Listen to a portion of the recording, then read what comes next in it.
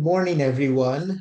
Today's webinar, Website Planning 101 with Jessica Baldwin of CardCenter, is brought to you by SCORE of Chester and Delaware counties. I'm Adam Schubert. I will be your moderator today.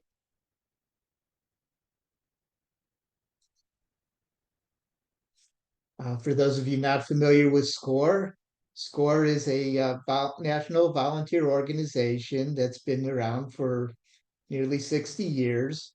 Our our mission is to help small businesses to grow and succeed. In Chester and Delaware counties, we have about 100 volunteers here to help you and all small business owners. We are a resource affiliate of the Small Business Association who helps us to make our volunteers available to you. All of our mentoring and education programs are available at no cost. Some rules of engagements for today's webinar is, first, this presentation is being recorded. You'll be sent a link for it in a follow-up email later today. All participants have been placed on mute.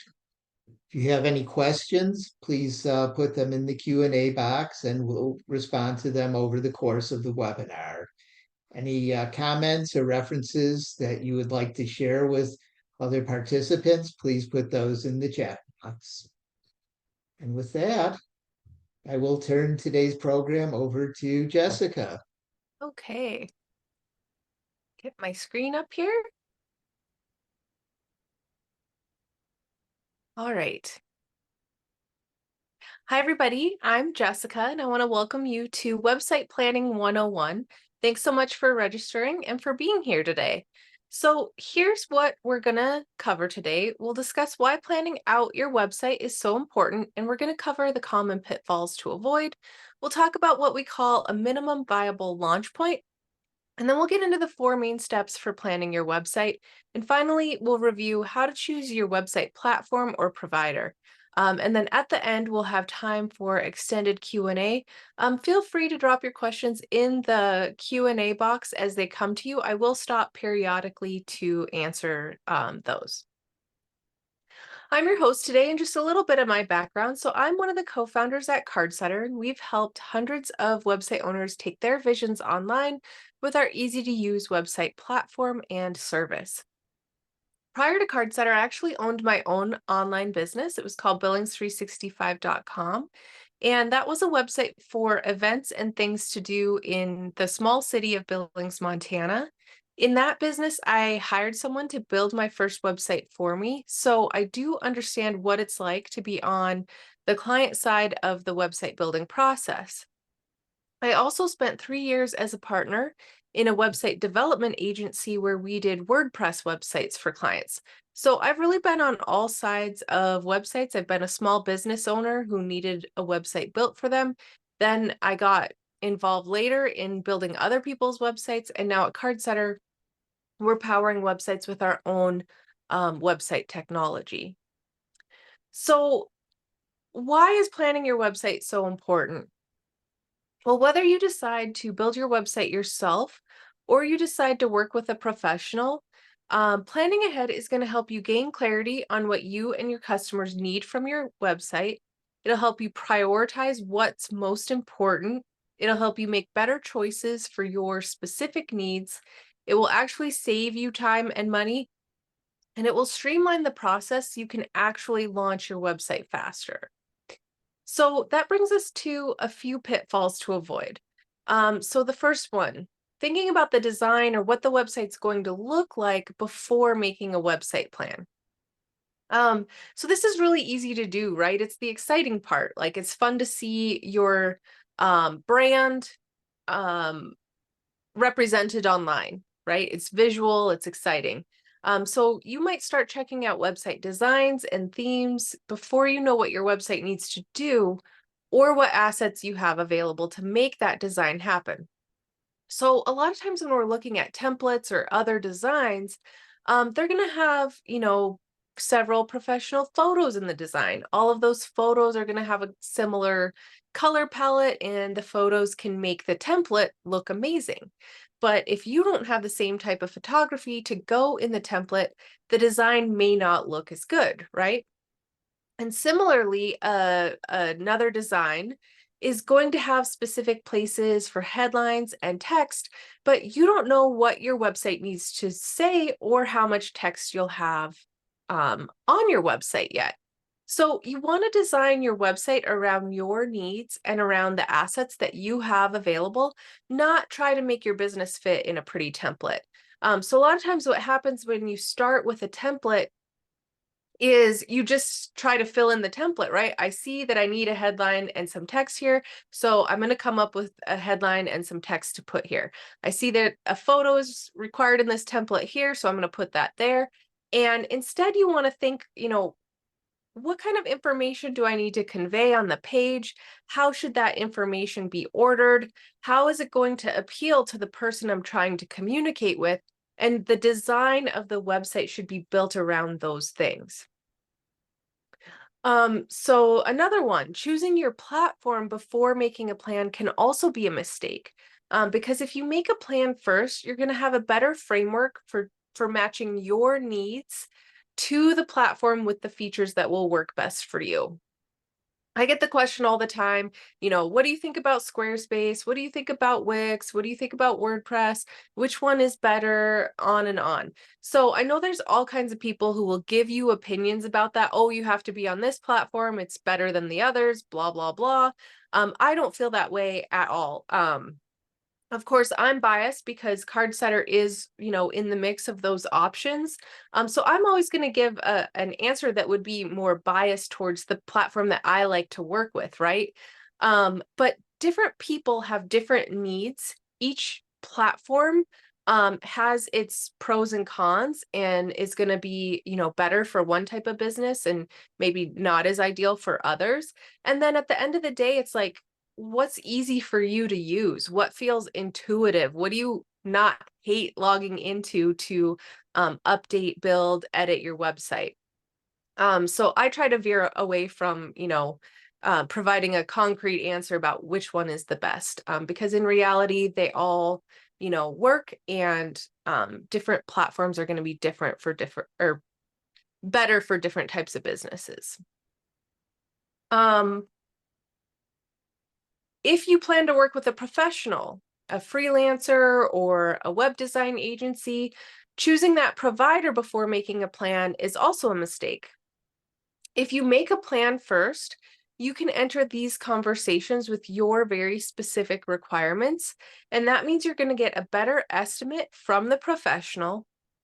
Your project is likely to cost less and move along quicker because you're giving them all of the details up front. So they don't have to go, back and forth with you on every little detail. When I was a partner in the design agency where we did WordPress websites, I can tell you so much of the time of the project that added up was just gathering information from the client because they hadn't thought through some of this stuff ahead of time. So, reaching out like, hey, we need some team bios for your team page. We need this content for this other page that you wanted to have on your website. We need logins for your newsletter platform that you want us to integrate with. So if you can round up all that information ahead of time and think through those things, it's going to help streamline that entire process. And you'll be able to hand over a plan to them, and they'll be able to create your website really quickly. When you're working with a professional, added time equals added money, right? Because they typically charge on an hourly basis. And so if you can help speed up that process, it's going to bring the cost of that project down. Okay, so now that we know why planning is important and what pitfalls we want to avoid, I want to talk about what we call a minimum viable launch. So in working with hundreds of business owners on their websites, I've seen so many projects just completely stall out because the business owner will get stuck on a specific page or section of content they want on their website. that they just don't quite have everything together for yet. And you want to try to avoid this by focusing on your minimum viable launch point. So, what is the minimum level of functionality and content that you really need to launch your website with?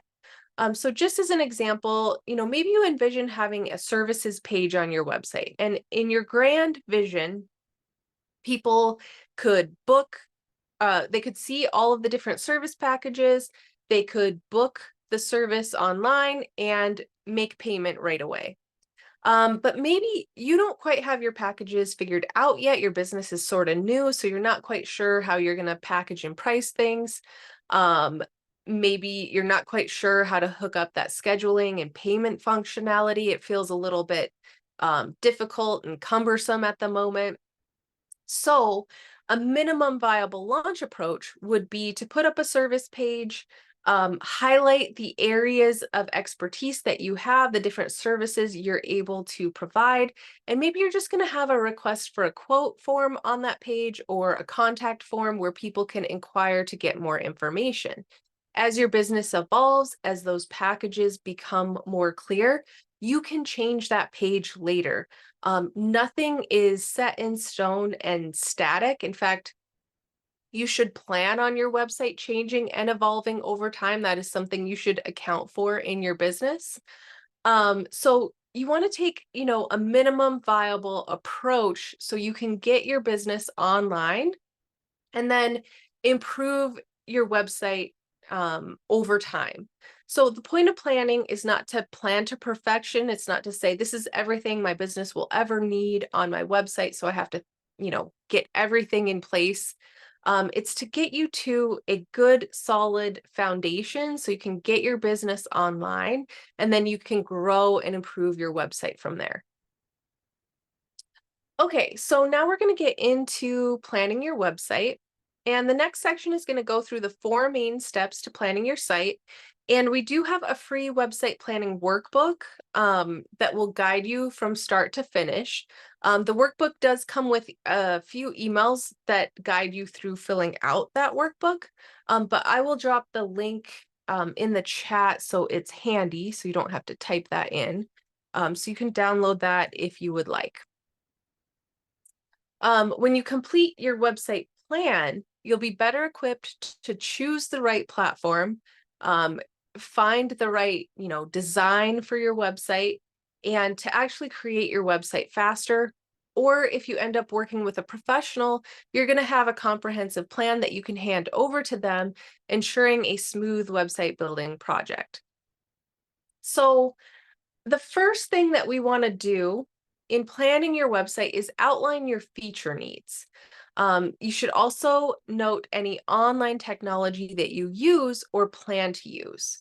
So a good approach is to think about what your website needs to do.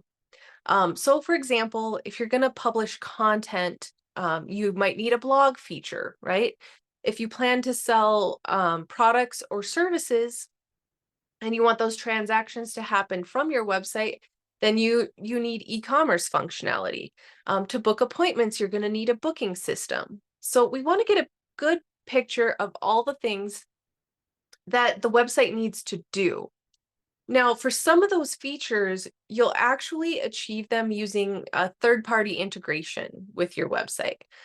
For example, to book appointments, you might use a tool like Calendly or another, booking platform that you would integrate with your website. There might be specific technology that you're already using in your business or that you plan to use in your business that you want to integrate with your website. For example, many businesses use Square in person to take payments, right? And if that were the case, you might want your website to also use Square as your payment processor. You might be using a specific contact management software.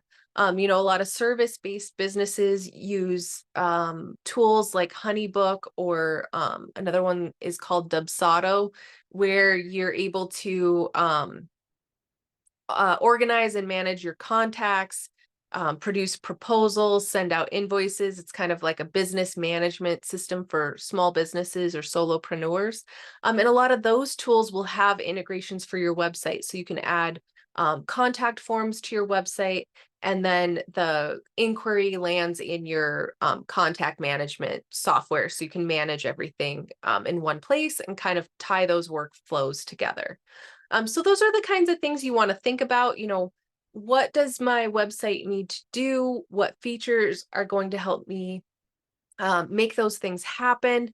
What other software might I use to make those features happen? Or is there any software that I'm already using or that I plan to use in my business that may have some website integrations that would make my life easier?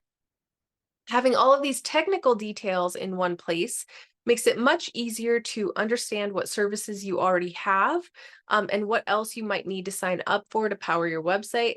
And again, if you work with someone else, this is incredibly helpful for them as they build out your website, and they're going to have suggestions for you as well. So if you're working with a professional, letting them know the features, like what your website needs to do, is important, and letting them know what other software you're already signed up for or that you plan to sign up for would also be helpful, because they'll be able to navigate those things for you and figure out how they're going to tie all these things together. One quick tip regarding your domain. So I highly recommend that you register your own domain for your website. Google Domains was my preferred provider. They're going through a situation where it looks like Squarespace is buying out Google Domains, so that wouldn't necessarily be my first choice. I'm still kind of looking for another recommendation. GoDaddy is another option. There's plenty of others out there, domains.com, things like that. But you want to register your domain in your name in your domain account. That ensures that you always have access to your domain, or that you're the official owner of it. So when you use a website builder like Squarespace or Wix, a lot of times they're gonna have a way for you to register your domain as you're building out your website. But if you want to switch platforms in the future, I find it's much more straightforward to have your domain with kind of a separate registrar, so that, if you decide someday you want to switch from Wix, for example, to WordPress, you don't have to keep that Wix account open to manage your domain. So I find it much more straightforward to have it someplace like GoDaddy or previously Google Domains. And then if you work with a freelancer or agency, a lot of times these folks will offer to register your domain for you, which sounds nice because it's one less thing you have to do or manage, right? But I still recommend that you do this yourself. And that's because we've seen too many business owners have trouble getting access to their domain from their previous provider when they, like, if the business relationship goes south and the previous provider can stop, responding to emails or phone calls or whatever. I've seen that happen way too many times. So you don't want your domain managed by some third party, because that's just kind of a big risk. Your domain is pretty important. It's an important business asset. So you want to make sure it's safeguarded. So you always want to have your domain registered in your name in a domain account. Okay. So step 2 is business info. So in this section, we want to think about our customer and how we're going to communicate the value of our business to them. To do so, we want to define our ideal customer, write a key benefit statement, decide on our primary call to action, and describe our business for this person. So first, let's think about your ideal customer. So who is the person most likely to resonate with your products or services? So to help me start that exercise, I like to use a simple fill in the blank statement. It says, as a type of person, I want some goal so that some reason. So you would fill that out from the perspective of your ideal customer in a way that relates to your business, right? So a financial planner might say something like, as a busy 30-something, I want to invest in my future so that I can retire with a home on the lake. So that's how one financial planner would think about their ideal client and the desires that they have as it relates to their financial future, right? So when we describe who our customer is and what their desires are, it's going to help us design our website and the text we're going to put on the website, the images we're going to choose for the website, all of that around their needs. It's really easy as you're planning out your business to think about your website from your perspective. You know, it's like, this is what I want it to look like. These are the photos I like. This is the text I like. This is, you know, the design that I prefer. This website is about me, and this is what I want to say. But your website is actually for your ideal customer. It's for the person that you want to attract to your business. So you want to think about it from their perspective, like what's going to resonate with them. And so first of all, it's important to decide who that person is that you're trying to communicate with and what's really going to motivate them, right, to choose your business. After that, you want to write your key benefit statement. So why is your business the best choice for that ideal customer you've identified? Our financial planner might say something like, Lee Humphrey takes the overwhelm out of financial planning. He'll help you take simple steps to achieve your big dreams, beginning with just 30 minutes of your time to get started. So the ideal customer exercise, that statement is just something to give you a tool to refer back to help you think about who you're trying to communicate with. The key benefit statement is text that you probably would include on your website and in other marketing materials. And then what is the primary action you want your website visitors to take? This is going to be different for every business. You might want them to request a quote, sign up for an initial consultation, buy a specific product, sign up for your free resource, or any other number of things. So what is the number one thing you want them to do? That's your primary call to action. And you want to plan your website around helping your visitors take that action. So after that, once you know who your ideal customer is, how to explain the benefits of your business to them, and what you want them to do to take action, then you can write a description of your business and your products and services with your audience in mind.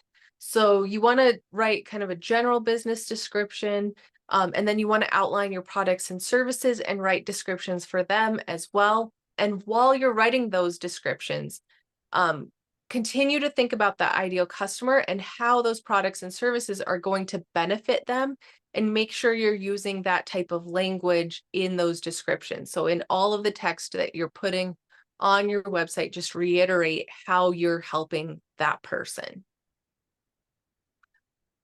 Okay, so now that we've outlined our feature details, we've defined our business, our customer, and the action we want them to take, now we can take an inventory of our assets.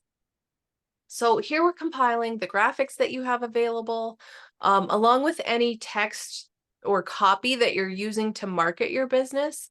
So like a tagline or any other marketing speak you might be using or plan to use. And we want to organize all of that in one place, like a Google Drive or Dropbox folder where it's easy to access. If you work with someone else on your website, this is extremely helpful because you can send them the assets all in one place. So they have all of your images, your logo, things like that, the graphics available to use on your website. And if you're building your own, it's just kind of nice to have all of that in one place so you can, pull it into your website as you're building it. So does your business have a tagline or any other marketing language you're using or plan to use? Do you have visuals that can be used on the website, a logo, headshots, product photos, a video, or any other digital assets? This is not a checklist to fulfill where you need each of these items. I'd say the logo is relatively essential. The rest are optional, but this way you're getting an idea of what is available to utilize on your website. You should also note any color and font preferences that you want to use for your brand. If someone designed a logo for you, they may give you these like a brand guide that's going to specify fonts and colors.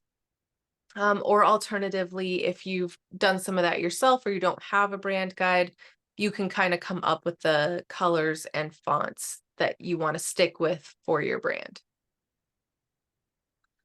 Okay, so we're on to the last step in planning your website, but it's probably the biggest step, and that is your website content. So when we talk about content, this is more than just the text or, the words that you're going to put on all of the pages. It really starts with prioritizing information and clearly communicating with your audience. It includes how content will be organized on the website and what type of content is needed where. So where do you need this image to go? If you have a video, where is that going to appear? And it does also include the written text that should go on each page. So it can be helpful to think about your content in a flow chart or what we would call a sitemap. So you're going to start with your homepage. And most every website also needs an about page and a contact page. The other menu items are highly reliant on your business. So if you go back to thinking about your ideal customer and their needs, what kind of information do they need to be able to find quickly on your website? That can be a good way to prioritize what should be in the menu. So services, shop, pricing, FAQs, those are a few kind of common menu headings, but you can also get more specific. So if I were a service provider like an accountant, I might have a menu heading for tax preparation and another for bookkeeping services. For an e-commerce website that's selling apparel, I'm probably going to include my product categories in the menu. So tops, bottoms, shoes, accessories. Once you've created an outline for that content, you can start planning the content and writing out your text. A good place to begin is your homepage. So what is the most important thing that your website visitors need to see when they hit your website? This is a good place to look back at your ideal customer, your key benefit statement, and your call to action. These should be a priority on your homepage. And then you want to support those three things on the homepage and throughout the rest of your website. So we'll look at a few examples. So here is Brit Smart Security's homepage. This is the section you see before you start scrolling. And it says, let us keep your family secure and connected. And then they have some support text there that says smart security and home installation in Columbus and Medina, Ohio.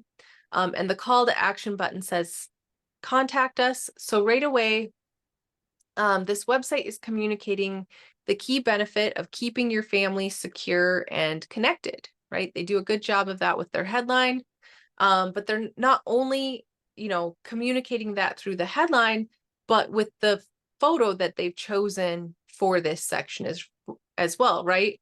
So when we talk about ideal customer, key benefit, call to action, all three of those things are present right here, right? It's very apparent. This is another one from a company called Freedom Tax. And I really like their headline because I think it's pretty compelling. They say, get the maximum refund owed to you. That sounds great to all of us who pay taxes, right? They have this nice family photo here. They're trying to appeal to, working parents. And they let the website visitor know that after one meeting, they'll know the amount of their refund and that Freedom Tax will file it for them. Then they make it easy to book an appointment from the website. So I think they're doing to the needs of their ideal customer. And then this last one, this is a company called Go Unite, which is a member-based event organization. So right up at the top, they say completely planned events, and the support copy says, we bring people together who like to get out, try something new, meet new people, and really experience all Billings has to offer. They have a fun graphic with their call to action that says become a member. So visitors understand exactly what Go Unite has to offer early on in browsing the website. And then here I wanted to show how the rest of the homepage kind of supports the things that they said up there, right? So you scroll down a little bit and you see the upcoming events. So you're like, okay, these are the types of events I would get to participate in if I become a Go Unite member. You scroll down a little bit further and you see photos of their members, out and about having fun together. So you're like, okay, that looks like a fun group of people. I would like to make friends and be part of that group. You scroll down a little bit more and it shows how the membership works. So I think the homepage does a good job of supporting the ideal customer key benefit statement and call to action as you scroll down the page. Other pages on your website, your about page. So this page should include your business's background and history.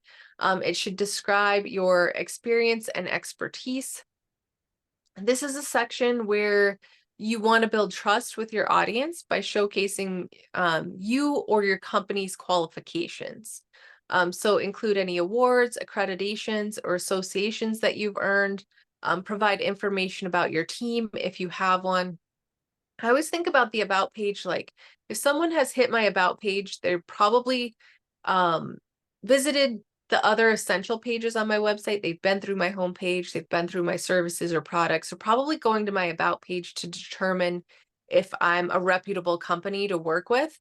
So you want to do all you can to, boost your reputation on that page. The contact page, it's important to make it easy for your customers to contact you. Every website should have a contact page. Of course, you want to include a contact form, and I would encourage you to also include a phone number and a public email address. Especially if your business is new, I think it's important to be more accessible to potential customers rather than less. I don't know about all of you, but I've filled out plenty of contact forms that never got a response. And I'm not going to try too hard. If you haven't provided an alternate way to get in touch, I'm not going to try that hard to go out of my way to continue to get in touch with you. And I know that the reason that people don't want to put a phone number and email is because you don't want spam, but I would rather deal with too much spam and make sure that I'm getting every opportunity to work with a potential customer, then worry about, dealing with a little bit of spam that might come into my email inbox. And you can always set up, like an info at email, so it's not your primary email, so you can field inquiries through that. You can also set up a phone number that's not necessarily like your primary cell number. So you can use a service like Google Voice, or there's lots of other Dialpad. There's lots of other like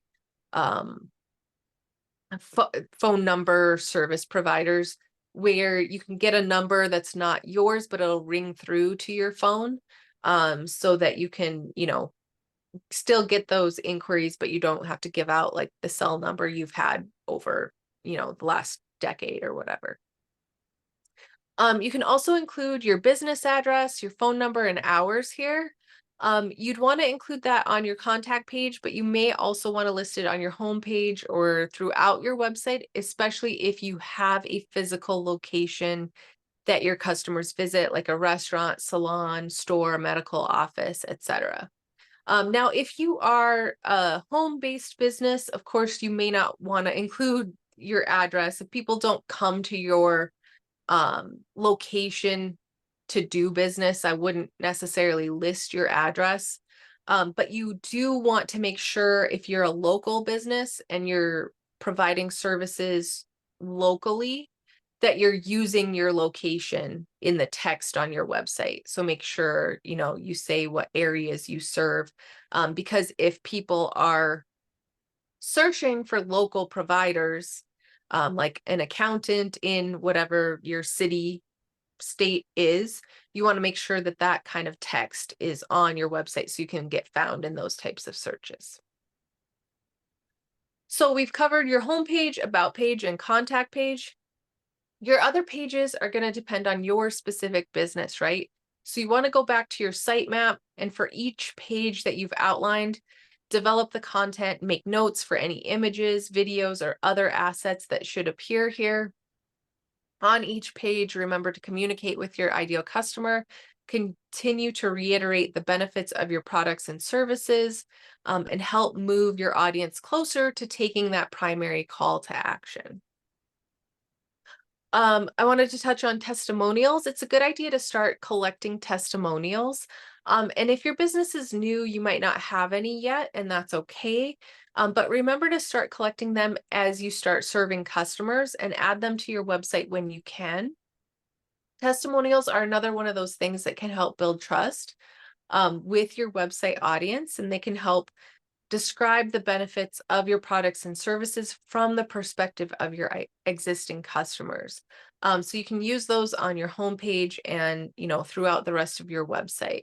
I always think, consumers are pretty smart. They know that you're saying all the good things. You're going to put your best foot forward in the text and information you're putting on your website. So if you can have real world testimonials that back up what you're saying, that can be a really, powerful combination to help them feel comfortable working with your company. Okay, so once you get through all of that, you've successfully planned out your website. It's definitely, a lot to think through, but hopefully this framework has helped simplify the process for you. I will talk a little bit about next steps, which is deciding on a platform and provider. So these are a few important questions to consider. When I say platform, I'm mostly talking about the technology that you might build your website on. And provider is more service oriented. So if you were going to work with a freelancer or agency, the questions apply to both. And there's not necessarily a correct answer to any of these. These are questions for you to use to evaluate the different options that you have. And you have to be comfortable with the answer to the question based on the provider or platform that you decide to go with, right? So it's only important that you're comfortable with how they handle these things. So will it grow and adapt with your business? We've talked about the fact that your business will grow and change. Your website will need to grow and change with it. Does the option you're looking at have that future flexibility where you're going to be able to add on to it or revise it as needed to reflect your business? Do I want to spend my time or my money, and what is the value? So if you decide to build your own website, that's obviously a larger time investment than hiring someone to build it for you. Hiring someone to build it for you is a larger monetary investment, right? But your time does have value, and where you spend it in your business matters. So that is something that you want to consider. Your time might be better spent out networking, and trying to find local clients that way than spending that time building your own website. You might get farther ahead faster by spending your time elsewhere. So that is something that you want to think about.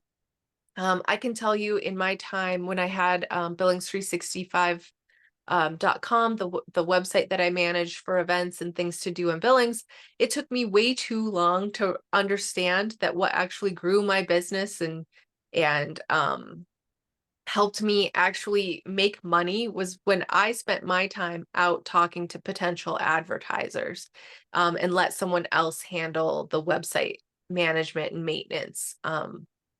I got a lot further along when I made that switch in my business. So make sure you're taking that into consideration as you're making that decision. Do the platform's features match your requirements? Now that you've made a plan, you know what features you need. You can go back to the different platforms and make sure that you're going to be able to fulfill those features either through the platform itself or by integrating third-party, pieces of software with the website. Are hosting and SSL and other essentials included? Your website is a compilation of digital files. Just like digital files on your computer take up space, your website takes up space. And those files have to be hosted somewhere so that they can be accessed online. And so that's your hosting. So typically, if you're gonna use a platform that has a monthly or annual subscription of some kind, your hosting is likely included in that subscription. If you build your website or someone builds your website for you on a platform like WordPress's content management system, Drupal or Joomla, those types of websites have to be uploaded onto a host so that they can be accessed. So hosting is kind of separate from the platform. And if you've built your own on one of those platforms, you're going to have to set up your own hosting. If someone built your website for you on one of those platforms, they may set up the hosting for you, or they may turn over the website to you to set the hosting up. So that can vary. An SSL is a security certificate on your domain. So whenever you see the lock icon in your browser before the website address, or you see HTTPS before the website address, that means it's secured with an SSL. It's basically required. If you don't have an SSL, a lot of times, like when people do a Google search, it'll give them a warning that says like, you're about to visit an unsecure website. Are you sure you want to proceed? Of course, you don't want that friction added to your website. So it's better to just have an SSL on it. The SSL helps protect people's information. So if they're going to be filling out forms or making payments on your website, it helps protect their information as they're entering those things on your site. So it's a good thing to have. Again, if you're paying a subscription, it may be included with your platform. If it's not included, you can register an SSL wherever you register your domain. Do you have access to make edits on your own? Of course, if you build your own website, you're going to have access to make edits on your own. If someone builds your website for you, this can vary. So, some businesses choose agencies that handle all of the website stuff for them. So the business never touches the website. All edits and changes go through the agency. And that works for, a lot of different types of companies. In other scenarios, they may give you partial access, so you can add blog posts or add products, change text, things like that, but they might lock you out of the ability to like add your own plugins or change the design. They just want to prevent you from, breaking the website that you've invested all this time and money in. And then some will give you complete unfettered access. So they'll just hand it over and say, do with it what you like. So you just have to be comfortable with that arrangement based on the provider you choose. What is the cost of future change requests? So if you're building your own website, of course, you're investing your future time in updating and maintaining your website. If someone built your website for you, if you need changes in the future, how do they handle that? How do they charge for that? If something takes them 15 minutes, do they still charge for the full hour? What is their turnaround time if you need something changed? So make sure you understand how they handle those things. How is support handled, and is there a cost? If you build your own website and you're using a website builder with a subscription, there's going to be different support levels with their different pricing tiers potentially. So if you get email only support and they say within 48 hours, do you feel like you can wait 48 hours if you need assistance with your website? If you're using an agency or a freelancer, how do they handle support? Is there a cost? If your website gets hacked, are they going to unhack it for you? Like, are they responsible for that? How is that, handled? And then what happens if you want to switch? So I think this is an important one to consider before signing up with anything. So there can be all kinds of reasons that you want to switch providers in the future. You may just be unhappy with the level of service at a certain provider. There might be a feature on a new platform that you feel like would really benefit your business. All kinds of reasons you might want to change providers or platforms in the future. So it's important to know that whenever you're moving between technologies, so if you're switching from WordPress to Wix, or Wix to Squarespace, or Squarespace to Shopify, Shopify to CardSetter, etc. Anytime you're changing technologies, the design has to be reconfigured to work within the technology you are moving to. So you cannot take a WordPress designed website and just move it over to Squarespace and have it function and work the same. All these different technologies have different design systems that they use. So you can't just take a design from one and slap it on the other and have it work. But the important thing is that you want to know you can take your content with you. So if you've added hundreds of blog posts or products to your website, you want to know that you can export those things and take them over to, whatever you're switching to and import them into the new platform. It's going to save a bunch of time. You don't want to have to manually move hundreds of blog posts onto a new website. And different platforms have different policies around this. Some let you take some content, but not others. Some don't let you do an export whatsoever at all. And some will give you a full export of all of your content that you can take with you. So that's an important thing to look into before signing up with something. You might think that there's no reason you'd want to switch and this has a low cost, so it's great, I'll just stay here. But you don't want to find out, a couple of years in when you need to grow or you need a new website that like you're going to have to manually move everything. So make sure you look into that before signing up. Now, when you're evaluating the different options on where to start your website, you first have to make sure the platform has the features that you need as you've outlined in your plan. Then you want to begin thinking about what you want to spend because no matter what, there is a cost and it's in the form of either your time or your money. So if you go with a do-it-yourself platform like Squarespace or Wix, the primary benefit is the cost savings, right? The downside is that these platforms are going to cost more time, and then just depending on your technical skill level, you may or may not end up with the website that looks or works quite how you envision. On the other side of the spectrum, you can hire an agency or freelancer to build your website for you. This is likely to happen on WordPress just because it is the most prevalent platform in this space, although there are more and more agencies or freelancers who will design a Wix, Squarespace, Shopify website for you. So you can find people who will work on those other platforms as well. The benefit here is that someone's going to take care of all of the technical aspects and the design work for you, and that's going to save you a bunch of time. And professionals are going to bring their expertise to your project. So if you're working with a reputable provider, hopefully they've built many different websites. So they're going to have some good strategies to bring to the table. So when you say, I want to set up a services page that has all my packages lined out, it's going to let people schedule and pay, they're going to know right away how to accomplish that on your site to meet your requirements. So, they bring a lot of expertise to the table. They're going to have suggestions on how to lay out your website, how to achieve that, call to action goal that you have. But of course, the downside for a lot of new businesses is that this can have a significantly higher monetary cost than the do-it-yourself platforms. And my company, we kind of fall into the middle. So we have an easy to use platform so our customers can make changes to their website whenever they want. But to create their website, all they have to do is answer a few questions.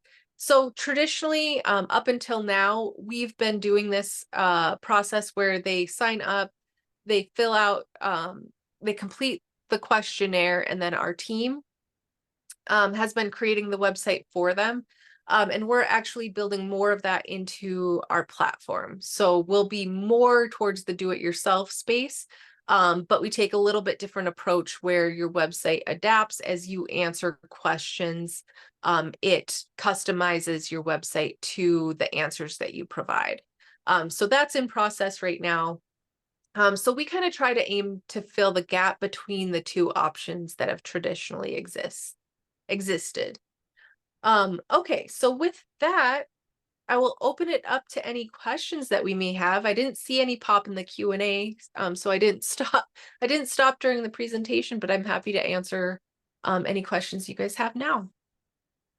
All right, everyone, please enter your questions into the Q&A box. We have several minutes available for Jessica to fire away. So don't hesitate. We covered lots of great material today.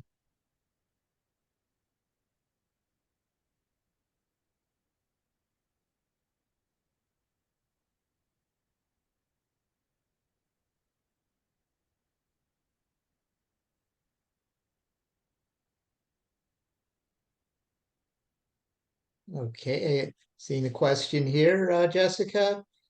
If if you do a DIY, how do you get a site to host?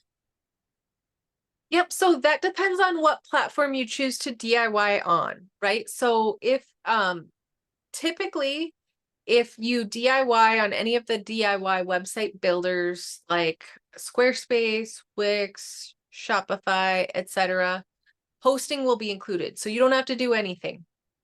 If you DIY a WordPress website, for example, then you need to set up hosting. And you can pretty much Google WordPress hosting, and there'll be pages and pages of providers. So you can check into, what they provide for support and things like that, and how easy it is to upload your WordPress website onto their host. But there's all kinds of different providers available for that. Thank you. Next question is, any specific recommendations for a blog type of website? Um, Yeah, so a blog type of website, most platforms are going to be able to handle that feature requirement. And I would just say, you want to be able to easily organize your blog content. The previous business I had was very blog oriented. We had a calendar and blog, and we'd write about things to do. Um, and one of the things that I really valued was being able to pull old content back to the homepage. So like if I had really good popular posts that were still relevant, they weren't old and outdated, I wanted to be able to, reuse them and pull them to my homepage and things like that. So I would just look for a content management system that makes it easy to organize your content however you want. So you're not just stuck with like the most recent blog post first, things like that. Um, Yep. yeah, the next question says, but you will still need to register for a domain, correct? Yes, so I would register your domain as soon as you know your business name. If you've settled on a business name, I would go register a domain right away and try to get, an exact match of your business name or um, something that's close or something that's going to work in your marketing. Um, it can be hard, these days, so many of them have been scooped up, but typically when you search for a domain, it'll give you suggestions of others that might work for you. And yes, I would register that someplace like GoDaddy or domains.com or there's lots of others out there. You can register them as you're setting up your website at Shopify or Squarespace or Wix or whatever. But as I mentioned, it can just be kind of a cumbersome process. If you ever decide to change platforms in the future, then you end up having to move your domain anyway. So it's just like a lot easier and more straightforward if it's registered separately, in my opinion. Right. Next question. How do you protect your website from lead generator companies stealing your leads, i.e. redirecting your site? That really shouldn't be a major issue if your site is secure. People shouldn't be able to redirect your website to their, if they don't have access to your domain. So that's just a matter of keeping your domain password and your information secure. So, don't have your password uh, in your email, for example. Keep it private so people can't get into your domain and do something like that.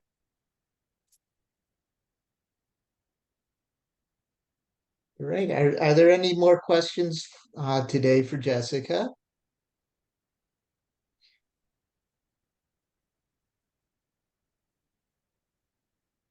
Okay, if not, I'd like to thank Jessica for her presentation today. We had a lot of great material, Yes, and thank you for having me. I'm going to take the screen back here.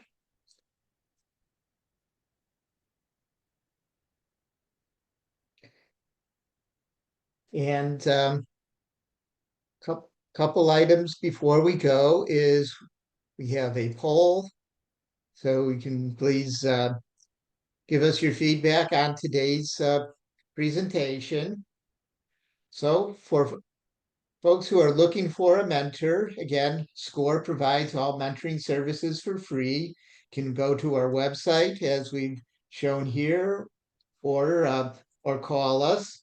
You can either pick your own mentor from tools available at our website, or if you call us, we can help match you with a mentor with the appropriate skills that you need to answer your questions. Um, and please, yeah, please give us your feedback on the poll that I have going here.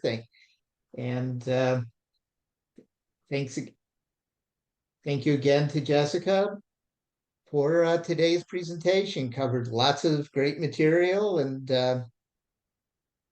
you can look forward to getting the recording of today's session for you to go back and reference and pass pass along with your colleague. Yeah, and thanks to everyone for the nice comments in the chat.